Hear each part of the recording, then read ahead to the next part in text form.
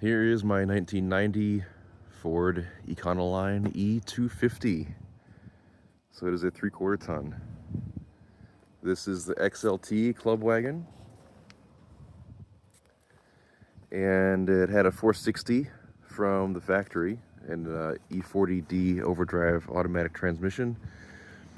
Now it has a stroker 514, I want to say, 513, 514 Ford based off that 460. The motor itself has about 10,000 miles on it. Not that you can see it, but it's in there. And it passed smog. It actually passed smog cleaner than the 460. The 460 was yanked out about 1.5 years ago, only because I was able to get my hands on that stroker engine. So this thing has a lot of power. It has a brake controller for towing. Newer carpet. A couple years ago I put new carpet in. I do have that side door panel at home. I took it off because the key, the lock mechanism broke over there. You can lock and unlock the door manually, but it no longer works with power because the little armature on the back of the lock cylinder came off. Power windows, power door locks. That one's a little lazy sometimes. See that? I'm trying to lock it. Anyway, they work for the most part. Headliner unfortunately split at the seam up here. I had loaded some long lumber in here and caught the roof, which totally is a bummer because the rest of it's in great shape. An upholstery shop might be able to just sew this back together. I'm sure you have to take the trim off and all that to do it, but do it right anyway. I had always intended on doing it myself. Take the trim off, steam it, and do it, but too lazy for that. Dashboard is in awesome shape. There's no cracks in this thing anywhere. I keep it covered for that reason. I'll just yank this off. Previous owner had stuck the goo on here to hold the dash cover down. I tried taking it off. Oh, this thing's gonna come off. There you go. Ungoo it, and you'd have a perfect dash. But I of course keep this on it to keep it nice. And this has magnets on it that I just fabric glued in. So the magnet's holding this metal part. I'm gonna pause when I put that back. Okay, put it back. It takes 2 hands.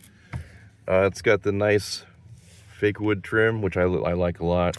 Ford works. Overdrive off switch.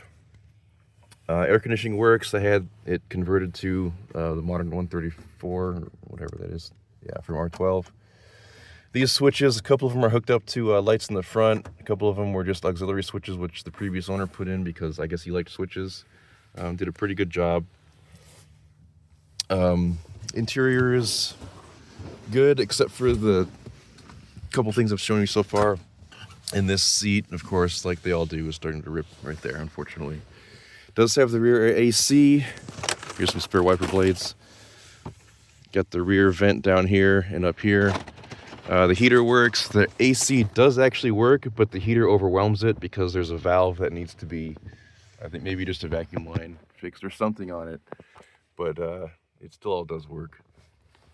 Right, that's right. There was a bed in here and I kicked that one time. So I do have the last row of seats also at home.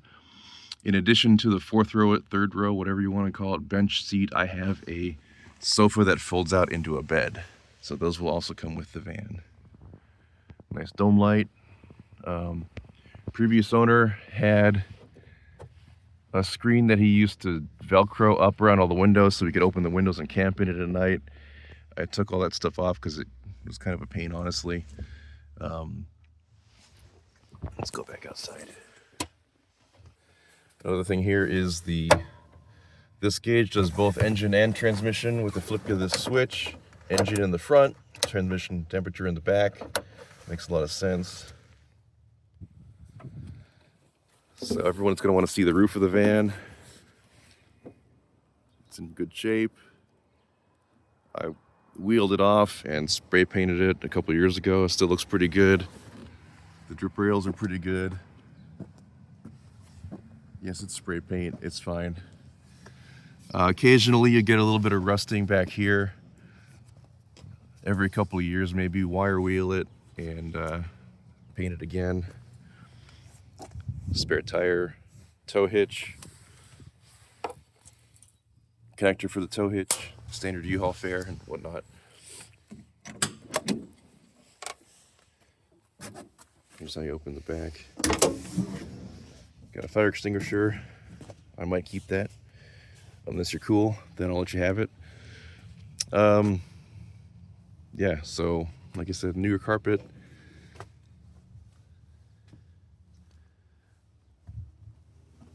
It's a cool old van, 1990. It's 35 years old, probably. This is December 2024. I don't know when it was built. I could look at the date. Basically, it's 35 years old. Has this really cool awning up here, which I haven't opened in years, to be honest with you. But I do have the stuff to do that right here. So this crank will go in there and open up the awning. I'll have to try to remember what this was for. What else? Oh yeah, so you pull out the awning and you put the stands in this right here, so it makes a nice. It's huge. It's like 8 feet or 10 feet. It's really, really long. It's a big awning. XLT. So let me fire it up.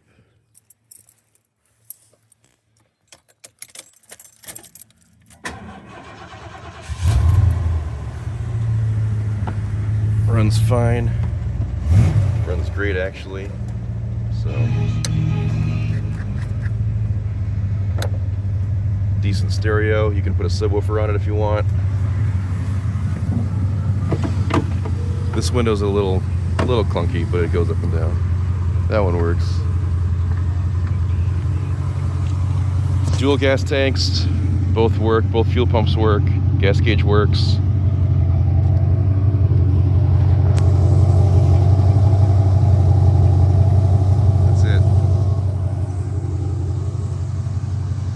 Previous owner put in these extra 12-volt cigarette lighter things all over the place. I think they're on one of the switches. They're pretty cool, except for sometimes the fuse blows, so I just don't use it. But you can figure out the wiring and fix that if you wanted to. It was a very cool tow vehicle, camper van, and it's got a lot of life left in it. Chrome looks great. The body's not destroyed, it's not full of rust. The frame is really solid.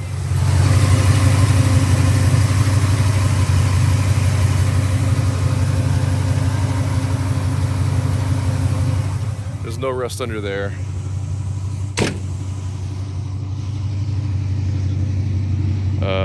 What else? I don't know. Very cool old van. That's just what it is. It's a very cool old van.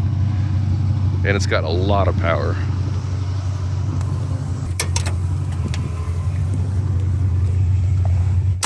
Get in it, get buckled in here.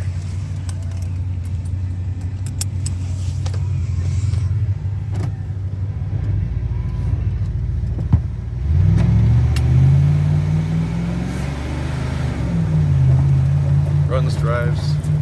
This road's bumpy. What's up, guy? So I replaced that with one from my old van because the sun visor broke. So anyway, here it is. Cool old van. You should buy it. Especially if your name's Fred. If your name's Fred, then you should definitely buy it.